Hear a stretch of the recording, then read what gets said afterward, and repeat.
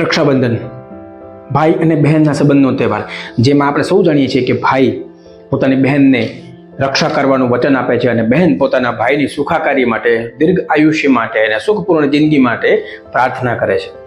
સમય બદલાવા પ્રમાણે એના માધ્યમો બદલાણા છે, એના પરિમાણો બદલાણા છે અને આજના સમયમાં આપણે જ્યારે કોઈની સુખાકારી માટે કે કોઈની રક્ષા માટે પ્રયત્ન કરતા હોઈએ, એના માટે વચન આપતા હોઈએ, તો એ પહેલાં ઘણા બધા એવા પરિબળો છે જેની આપણે ખુદ એની પાલનની વૃત્તિ હોવી જોઈએ. આપણે ખુદ એ વસ્તુઓનું અનુકરણ કરતા હોવા જોઈએ, અનુસરણ કરતા હોવા જોઈએ અને જો શક્ય હોય તો એને આપણે બીજા પાસે પણ પાલન કરાવતા હોઈએ.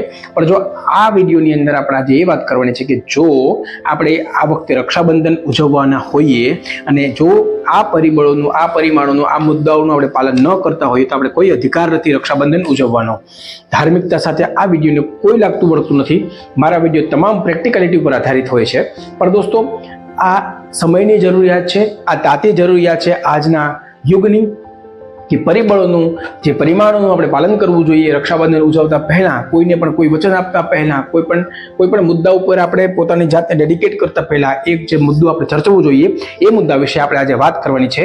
જો આ મુદ્દાઓનું આપણે પાલન ન કરતા હોઈએ તો આપણને કોઈ અધિકાર નથી રક્ષાબંધન ઉજવવાનો. હા, આપણા તહેવાર ઉજવવાનો આપણને કોઈ અધિકાર નથી જ્યાં સુધી આપણે આ બાબતોની અંદર સપડાયેલા હોઈએ, ફસાયેલા હોઈએ. તો આજે આપણે આ જ વાત કરવાની છે, આ જ મુદ્દા ઉપર વાત કરવાની છે, તહેવારના અનુલક્ષીને વાત કરવાની છે. મુદ્દા સુધી છેલ્લે સુધી જોડાઈ રહેજો, ક્યાંય વચ્ચે સ્કીપ નહીં કરતા.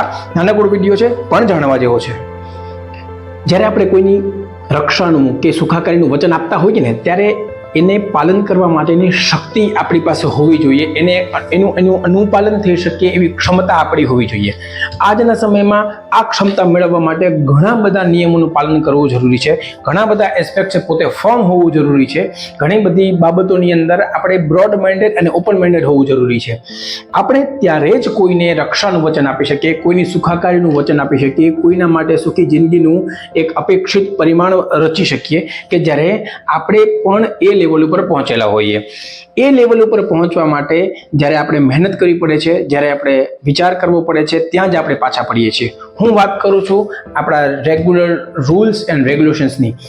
જ્યાં સુધી આપણે પોતાની જાતને એની અંદર ડેડિકેટ કરી અને એક સુરક્ષિત અને સફળ વાતાવરણ ન બનાવી શકીએ ત્યાં સુધી આપણે કોઈની રક્ષા કે કોઈની પણ સુખાકારી માટે પ્રાર્થના કરવા માટે સક્ષમ બનતા નથી. આપણે લોકો આપણા દેશના નિયમોને પાલન કરવામાં બહુ પાછા પડીએ છીએ. આપણે લોકો સામાજિક નિયમોની અંદર બંધાઈ અને બીજાને દુઃખી કરવામાં ક્યારેય વિચારતા નથી. આપણે લોકો આરામથી ભ્રષ્ટાચારને પોષણ આપીએ છીએ. હરણીકાંડ, તક્ષશિલા કાંડ અને ટીઆરપી ગેમ ઝોન જેવા ભ્રષ્ટ નેતાઓ અને અધિકારીઓને કારણે થયેલા દુર્ઘટના અને હત્યાકાંડોને આપણે નજરઅંદાજ કરીએ છીએ. 4 દિવસ એની ચર્ચા કરીને એની પછી આપણે તરત ચેનલ ચેન્જ કરીને પિક્ચર જોવા માંડીએ છીએ કે કોઈ રિયાલિટી શો તરફ આપણે પોતાની જાતને વાળી નાખીએ છીએ. કોઈ પણ ખોટી વસ્તુ સામે અવાજ ઉઠાવતા પહેલા આપણે 100 વખત વિચારીએ છીએ. ક્યારેય પણ કોઈ ખરાબ વસ્તુ બનતી હોય, કોઈ નીતિ નિયમ વિરુદ્ધની વસ્તુ બનતી હોય તો આપણે આંખ આડા કાન કરીએ છીએ. આ બધી વસ્તુઓ આપણને જ ખૂપાવી દેવા માટે પરિબળ બને છે. આપણે જ પોતાના દેશને નીચો પાડવા માટે જવાબદાર છીએ અને જ્યારે પોતાના દેશને, પોતાના સમાજને, પોતાની આસપાસના વાતાવરણને જ આપણે સુરક્ષિત નથી રાખી શકતા આવા બધા પરિબળોથી, તો આપણે પોતાના સ્વજનોને ક્યાંથી સુરક્ષિત રાખી શકીશું? પ્રશ્ન એ છે કે પોતાની જાતને આપણે હંમેશા નીચી પાડીએ છીએ, કાયમ પોતાની જાતને આપણે બીજાને સરેન્ડર કરીએ છીએ અને આને કારણે આપણે ક્યારેય પણ નથી પોતે સુખી રહી શકતા, નથી આપણા સ્વજનોને સુખી રાખી શકતા. અને આ તો વાત ભાઈ બહેનના સંબંધની છે કે જે એકબીજા સાથે એવા તાણાવાણાથી ગૂંથાયેલો છે કે જેની સાથે મા બાપ સાથે પણ એટલો નજીકનો સંબંધ નથી હોતો એટલો ભાઈ બહેનનો એકબીજા સાથે સંબંધ હોય છે. અને ત્યારે આપણે જ્યારે એને ડેડિકેશનથી, એક આગ્રહથી, એક અનુગ્રહથી એને વચન આપીએ છીએ, ત્યારે જ્યારે આપણે જ એ વસ્તુનું પાલન નથી કરતા, આપણે જ નિયમોનું પાલન નથી કરતા, આપણે જ પોતાના દેશની બરબાદી માટે જવાબદાર છીએ. આપણે જ હંમેશા બંધ ફાટકની અંદર રોંગ સાઈડમાં વાહન લઈ જઈને ઊભું રાખીએ છીએ અને એવી અપેક્ષા કરીએ છીએ કે સામેવાળો અમને આગળ જવા દેશે. ખાલી રસ્તા ઉપર હોર્નના ભોપું વગાડતા આપણે જ દોડીએ છીએ. અગર આગળ કોઈ વૃદ્ધ વ્યક્તિ જતી હોય તો વાહનની અંદર ત્યાં પણ આપણે હોર્ન ઠોકી અને પોતાની બુદ્ધિનું પ્રદર્શન કરીએ છીએ. ગમે ત્યાં કચરો નાખવાની પ્રવૃત્તિ આપણી છે. ગમે એ સંબંધોમાં ચંચુપાત કરવાની માનસિકતા આપણી છે. પાડોશી શું કરે છે એની અંદર રસ લેવાની ઈચ્છા આપણને થાય છે. બીજાના ધર્મની અંદર શું ચાલે છે, બીજાનો ધર્મ કેમ નીચો છે અને મારો ધર્મ કેમ ઊંચો છે એ સાબિત કરવાની લાલસા હંમેશા આપણને જાગે છે. અને આવા જ બધા કામોની અંદર આપણું મગજ આપણે હંમેશા ડાયવર્ટ કરીશું. I am specifically talking about the Indian community. ભારતીય લોકો માટે હું આ વાત કરું છું કે આ બધી બાબતોની અંદર હંમેશા આપણે ડૂબેલા અને ખૂંપેલા રહીએ છીએ. જ્યારે કરવાનું કામ આપણે કરતા નથી, આપણા મગજને એ બાજુ ડેવલપ કરતા નથી કે જે બાજુથી આપણે પોતાની જાતને કંઈક નવું આપી શકીએ. અને જ્યાં સુધી આપણે રિસોર્સફુલ નહીં બનીએ, આપણે કંઈક નવું નહીં શીખીએ, ત્યાં સુધી આપણે કોઈ વ્યક્તિને કોઈ રીતે કેવી રીતે સંતુષ્ટ કરી શકશું?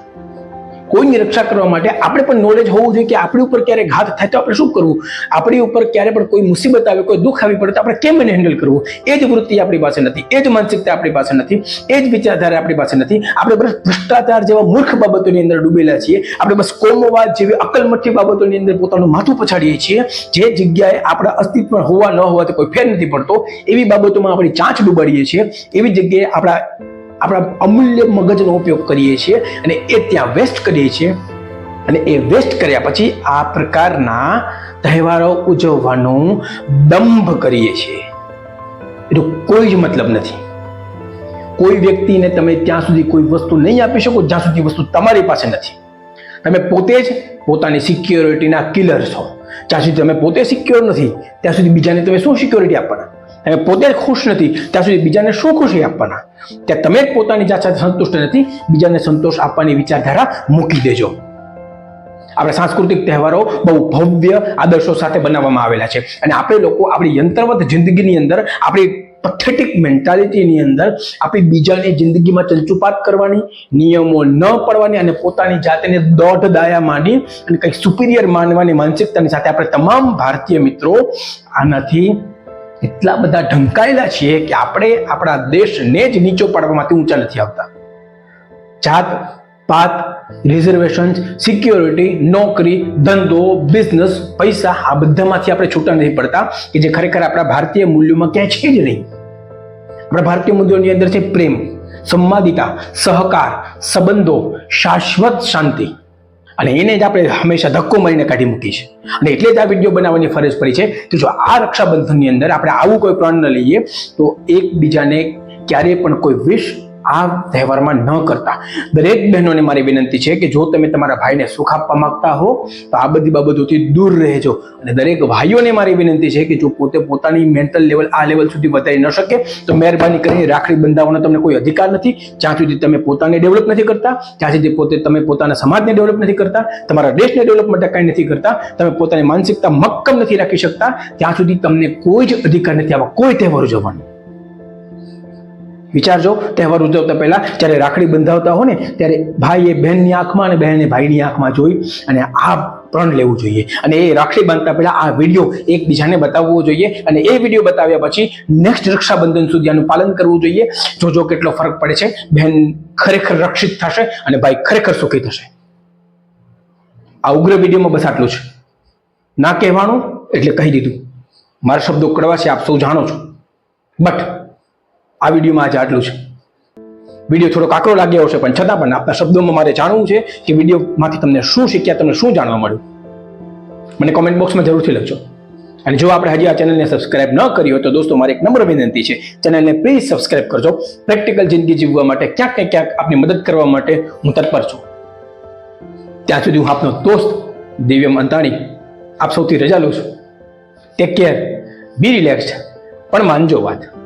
Thank you.